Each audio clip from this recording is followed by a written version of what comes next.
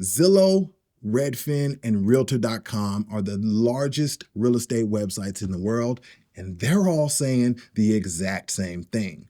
Home prices are going to continue to go up for 2025, and mortgage rates are going to continue to be crappy. So as a first-time home buyer or even a second-time home buyer who is just now buying in this new normal, this new market that we're in, it's got to be frustrating and scary. And I want to tell you today how you can actually win. It's gonna be expensive, it's gonna be hard, but there are ways that home buyers can win in any market. Also, for my already homeowners, leave some suggestions in the comments. I don't know everything, so how can these first-time home buyers win in today's market? I really want to get your opinion. First things first, a little bit out of the box here, and this ain't for everybody, but renovate an ugly house. Right now is the perfect time to get your HGTV on, right? Because there's a lot of inventory in certain markets, meaning there's a lot of houses for sale. And the best houses sell the fastest. But the ones that are a little ugly, that's got the busted carpet, the ugly cabinets, and that don't have the stone countertops, those sit and they sell for pretty low. Well, now you can do a renovation loan. So you can get this home and do a renovation loan with the same amount of money down. So 3.5% down FHA, 0% down for my VA people. And you can finance the repairs into the house or finance the upgrades into the house. So if we know we get this house for $200,000, but if we put in another $20,000, then the market value is now $230,000. You need a realtor to help you with that and to let you know. Then we can finance a whole $220,000. Spend $20,000 in upgrades after we move in to get our cabinets, to get our countertops, and to get our floors and to customize it and make it our own. And then we now have a house that has $10,000 equity. So we got a good deal on the offset. We customized it, made it our own, and did not spend any extra money out of pocket. Right now is the perfect market for this. So I'm gonna do a whole nother video on those renovation loans, but if you want a little bit more info on that, reach out as well. I'm more than happy to give you the requirements for that because it's really, really a dope program. And I think right now is the best time to do that. Like today's market is a similar market to which we saw people really capitalizing on those fix and flips. And so I think right now you could do that and really, really win in this 2025 market. We want to reframe the way we look at the housing market. We're no longer looking at our home as a quick short-term investment. The value of your home is not gonna go up the way that it did in 2019, 2020, 2021. It's just not gonna happen. We're not gonna see 20% increases in prices year over year. That is gone. So if you're buying your home and you're putting a little bit of money down, then you need to buy it with the intention to stay in that home for a prolonged amount of time, maybe a little bit longer than you planned at first. And if you're not gonna stay, like my military people who buy a home and then they leave in the next 3 to 4 years, then be prepared to at least rent that out to somebody so that you can build that equity. It's gonna be a little harder to build up equity and it's gonna take longer. So go in with that expectation. Another reframe is we have to reframe the reason why we're buying homes. And we also need to know why we're buying our home, right? No longer are we just gonna buy a house because we wanna keep up with our friends or because we wanna feel like we are at this certain place in our life and we should own a house because we're 30 or because we're 35, that we're supposed to be trying to keep up with this standard that society has set. We're not doing that no more. We're not doing that in 2025. You're buying the house because you want the house, because you want to plant roots somewhere, because you want control over your property, because you want to be able to customize it, because you want to have a place to call your own. Right now is the first time in a long time that it's actually less expensive for you to rent a home than it is for you to buy. So there's no argument there. If it's just about saving money and paying less, then go and rent. It is more expensive to buy. This is unacceptable. Now that we've accepted the fact it's more expensive, why are we buying our house? And if we get that equity growth, then that's gonna be amazing too, but it's not what we're counting on, especially not over these next few years, because the economy is just in like a really, really weird place and no one can predict what's going to happen next. And if they do, I wouldn't believe them. They're probably wrong. And that takes me to my next point. In 2025, we will not be trying to time the market and wait for the housing crash. I just don't think that it's gonna come, at least not a nationwide housing crash.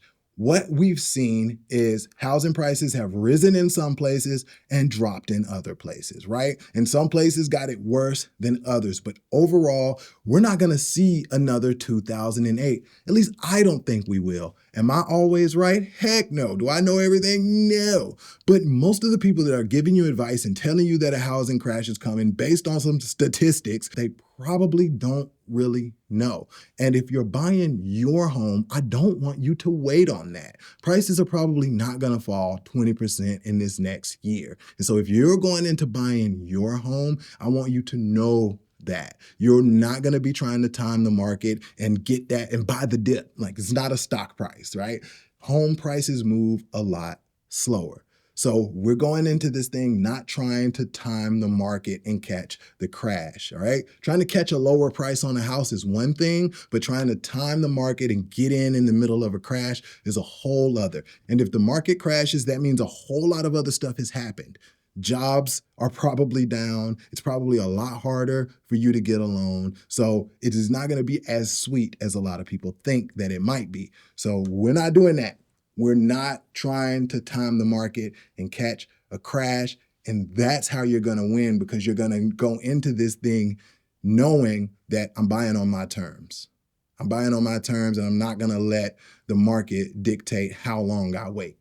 All right, let's go to the next. Home prices overall have gone up, but in some areas they've gone down. And in most of those areas, it's the suburbs around the larger cities that saw the big price increase because of the large city. Those suburbs have now seen their prices go down and their days on market increase. So how you can win in the 2025 market is to actually venture a little bit further out from the city center in order to find a better deal. Now, that's kind of a no-brainer. You should have always already been able to do that, right? But now the gap is even more significant. I know in areas outside of Austin that were selling like hotcakes in one day, we definitely have seen 20 to 30% drops in prices in those areas, while Austin proper has not seen that same amount of price drop, right? Because it's still in higher demand, but less people are working remote now. More people are going into the office. And so those homes on the outskirts of the city, they are not as appealing to people as they once were. So for you, if you're looking for a good deal and a great price, it might behoove you to go a little bit further out so that you can find that. Now, you do need to do the math. All right. Sometimes you go out further and you got to pay even more money in gas to get back and forth to work or to church or to things that you do on a normal basis. And if the math on that doesn't make sense, then it might make more sense for you to actually just buy the higher priced house. If you're going to end up paying an extra $40, $50, $100 a month just to commute back and forth, then getting the higher priced house might actually be the better option. Only you know that for your own situation. But the outskirts, that's where the real deals are. So maybe venture out a little bit further to find yourself a deal. Next up, I want you to play to your strengths, i.e., know where your leverage lies, okay? Every deal is different. Every housing market is different. In one market, you may have to jump on a house the very second that it hits the market in order to get it. In another market, you might be able to wait 20 days. You need to know that, and you need to play to your strengths. So if you have a market where I have to jump on this house as soon as it hits the market, then you want to go ahead and be all the way fully approved and financed before you actually get that house, right? Because it's going to make your offer look closer to a cash offer. Then you can play with things like time for closing or contingencies and things like that that give you the upper hand in the negotiation.